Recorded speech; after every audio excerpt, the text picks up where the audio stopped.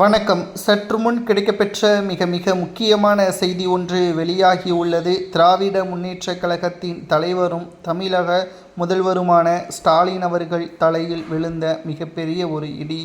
NDA கூட்டணியில் தமிழக வெற்றிக் கழகத்தின் தலைவர் விஜய் அவர்கள் இணைய உள்ளதாகவும், அப்படி இணைந்தால் அடுத்து என்ன நடக்கும் தெரியுமா?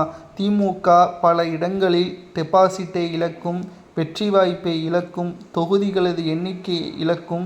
இதனால் 2011ஆம் ஆண்டு எதிர்க்கட்சி தலைவர் அந்தஸ்தை இழந்தது போல் தமிழ்நாட்டில் திமுக எதிர்க்கட்சி அந்தஸ்தை இழக்க நேரிடும் என்ற தகவலும் தற்பொழுது கிடைக்கப்பெற்றுள்ளது. ஆனால் நிச்சயமாக திராவிட முன்னேற்றக் கழகத்தின் நிலைமை பரிதாப நிலைமையாக மாறும். அது மட்டுமல்ல, 2026 சட்டசபை தேர்தலில் திமுக பல இடங்களில் டெபாசிட்டை இழக்கும். என்டிஏ கூட்டணியில் விஜய் அவர்கள் இணைந்தால் இதுதான் நடக்கும்.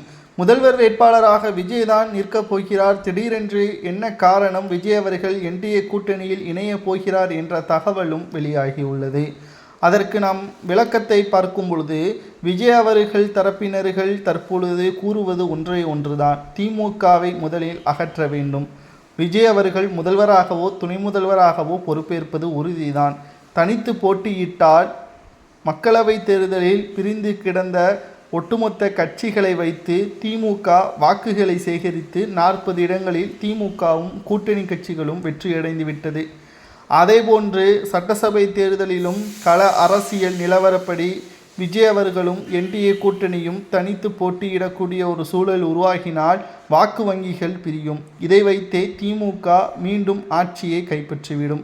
இதிலிருந்து பாதுகாத்து கொள்ள வேண்டும் என்றால், தற்பொழுது திமுகவை வீழ்த்த வேண்டும் என்றால் தாவேக என்டிஏ கூட்டணியில் இணைவதை தவிர வேறு வழியே இல்லை என்பதை உறுதிப்படுத்தும் விதமாக தகவல்கள் கிடைக்கப்பெற்றுள்ளது. 2026 சட்டசபை தேர்தல் விஜய் அவர்களுக்கு நிச்சயம் மிகப்பெரிய வெற்றி வாய்ப்பை ஏற்படுத்தும்.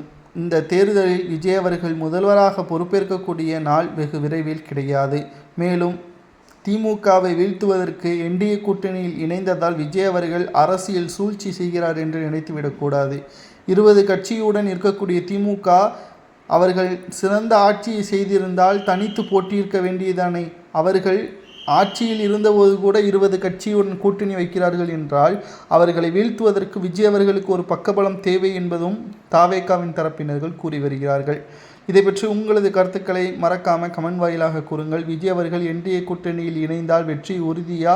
இது ஸ்டாலின் அவர்கள் தலையில் விழுந்த மிகப்பெரிய ஒரு இடியாக பார்க்கப்படுகிறது. இதை பற்றி உங்களது கருத்துக்களை கமெண்டில் கூறுங்கள்.